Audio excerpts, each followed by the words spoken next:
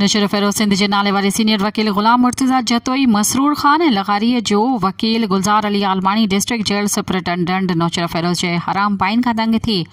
National press club पहुची ॿुधायो त बिस्मिल्लाहिर्रहमानिर्रहीम। गुलज़ार अली आलमानी मां वकील आहियां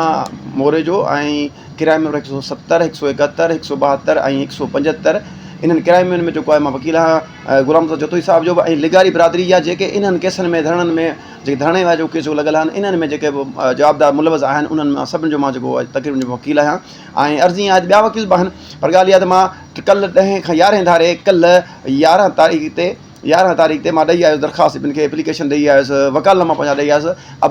शहज़ाद लिगारी जवाबदार ऐं जवाबदार अब्दुल लतीफ़ लिगारी जे लाइ त बाबा मूंखे जेको इहो मूंखे ॾियो त मां इन जो अॻो प्रोसेस ॿियो केस हिकिड़ो असांखे ठाहिणो आहे उनजी एप्लीकेशन ठाहिणी आहे उहो ॾियो पर जेल इंतिज़ामिया जेको आहे मूंखे न ॾिनो चए अॼु ॾियूं था 15 मिंट में अधु कलाक में मुने में इवन के आख़िरकार शाम ते मूंखे जवाबु ॾेई छॾियो चए भाउ जेलर साहिबु जो सुप्रीडेंट कोन्हे को वरी मां अॼु आयुसि अॼु वरी 12/8/2024 ते वरी 25 ते मां अॼु आयुसि अॼु मूंखे तक़रीबन 1.5 कलाक या कलाक विहारे भाउ ॾियूं था आख़िरकार मूंखे उन जवाबु ॾेई छॾियो चए असांखे मथां जी झल आहे या त माल जी ॻाल्हि आहे ॻाल्हि इहा आहे त छा असां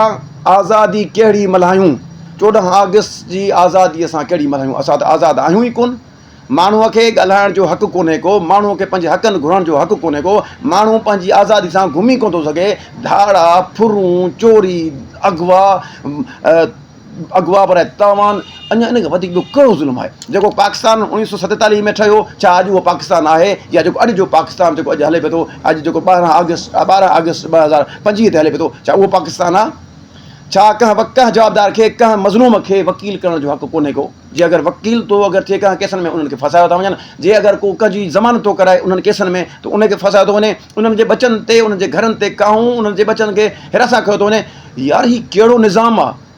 उते अली हसन ज़रदारी साहिबु चए थो त मां असां जेल इंतिज़ाम में तमामु कमु कयूं तमामु बहितरीनु कयूं पिया था ऐं जवाबदारनि खे बहितरीनु सहूलियतनि छा तव्हांखे इहा ख़बर आहे त इंतिज़ामिया नौशर फ़िरोज़ जेका आहे जेल सुपरिटेंडेंट जेको आहे 5 केसनि में 170 172 173 174 ऐं 175 में कंहिंखे हिकिड़े जवाबदार खे लिगारी खे या उन्हनि केसनि में कंहिंखे कोन थो कराए पंहिंजो इहो मीटिंग खे कोन कराए थो कंहिंजो उनजो अमड़ियूं भेणियूं वीचारियूं ॾिठे उन्हनि खे ॾींहं थिया आहिनि ज़ुल्म न आहे छा आहे मां चयो शीशन जज साहिब अमीर मैसर साहिब खे चवां थो हाई कोर्ट जे जस्टिस जेको आहे जस्टिस शफ़ी सिद्दीक़ी साहिब खे चवां थो सुप्रीम कोर्ट जे जस्टिस साहिब खे चवां पियो थो ऐं मिसबाउल हक़ फुलपोटो साहिबु जेको आहे एडी जज साहिबु उन्हनि खे चवां पियो थो त ख़ुदा मज़लूम जो वाही केरु थिए मज़लूम तमामु वॾी ॾुख में आहिनि आड़ाह में आहिनि इन्हनि खे मथां हरूभरू जबरन ज़ुल्म कया विया आहिनि माण्हू मारिया विया उन्हनि जा ऐं ज़ुल्म उन्हनि सां कयो वञे मां इहो चवां थो त इंतिज़ामिया तहरुक वठे ऐं वज़ीर आला सिंध वठे वज़ीर आज़म पाकिस्तान जेको आहे शहबाज़ शरीफ़ वठे ऐं ॿिया जेके एजेंसियूं इदारा आहिनि उहे वठनि त ख़ुदा